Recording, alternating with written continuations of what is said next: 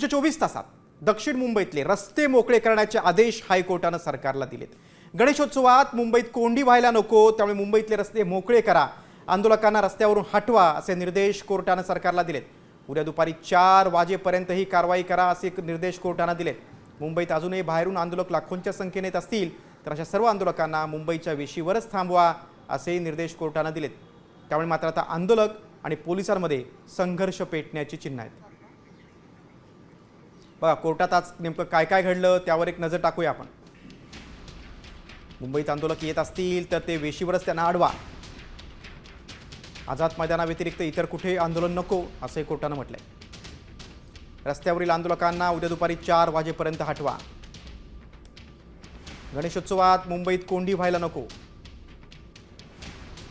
मुंबई बाहेरून येणाऱ्या आंदोलकांना ठाण्यात रोखा, 5000पेक्षा जास्त लोक आणू नये याची जबाबदारी आयोजकांची होती आणि 5000 आंदोलकांसाठी जेवणाचं साहित्य आणण्यास मात्र परवानगी द्यावी। उद्या शाळा कॉलेज कार्यालय अत्यावश्यक सेवा बंद पडलं तर काय होईल असा सवाल देखील कोर्टानं केला। जरांगींची तब्येत बिघडल्यास त्यांना उपचार द्या असे कोर्टानं म्हटलं। शनिवारी आणि रविवारी आंदोलनाला परवानगी देण्यात आली नव्हती असं राज्य सरकारचा युक्तिवाद आहे। केवळ 5000 आंदोलकांनाच परवानगी देण्यात आली होती। मनोज जरांगेंनी अटी शर्ती पाळून परवानगी मागितली होती। अटी नियमांचं पालन आंदोलकांनी केलं नाही असं राज्य सरकारनं आज कोर्टात सांगितलं। तर जरांगेंचे वकील म्हणाले आझाद मैदानाशेजारील दोन्ही मैदानं आंदोलनकर्त्यांना मोकळी करून द्यावी अशी मागणी केली। रेब्रॉन स्टेडियम आणि वानखेडे स्टेडियमवर जागा द्यावी अशी मागणी केली।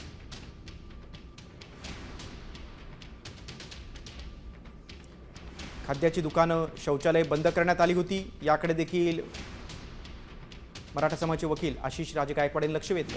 आंदोलकांचा हेतू त्रास देण्याचा नाही,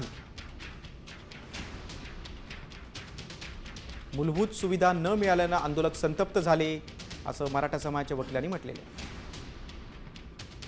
बाहेरून येणारे आंदोलक गाडीतून देशी दारूच्या बाटल्या आणतायत असा आरोप सदावर्तेंनी केला। राज्याचा मुख्यमंत्री मराठा नाही म्हणून हा आंदोलनाचा घाट आहे आणि आंदोलकांना बाहेर काढण्याचा कोर्टाने आदेश द्यावा अशी मागणी सदावर्तेंनी केली। महिला पोलीस अधिकारी आंदोलकांच्या पाया पडतायत। मराठा आंदोलकांनी मुंबई अडवून ठेवली आहे, आंदोलनात थेट राजकीय हस्तक्षेप आहे असाही आरोप सदावर्तेंनी केला। शरद पवार राष्ट्रवादी आणि ठाकरेंचा पक्ष आंदोलनकर्त्यांना रसद पुरवतायत असा आरोप देखील सदावर्तेंनी केला।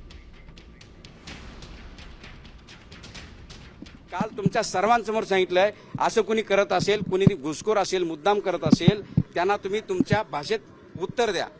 त्यांनी कोणाची गय केलेली नाही आणि स्त्रियांचा आदर करणं हा आपल्या प्रत्येक समाज मनाचा एक आरसा आहे आणि तो सांगण्याची कोणाला गरज नाही। तो धडा आपल्याला घरातच मिळतो आणि तो सर्वांनी पाळावा हेच दादांचं कालचंही सांगणं होतं। आता isakal.com आहे देशातील नंबर 1 ची मराठी न्यूज वेबसाईट। प्रत्येक अपडेटसाठी isakal.com ला नक्की भेट द्या।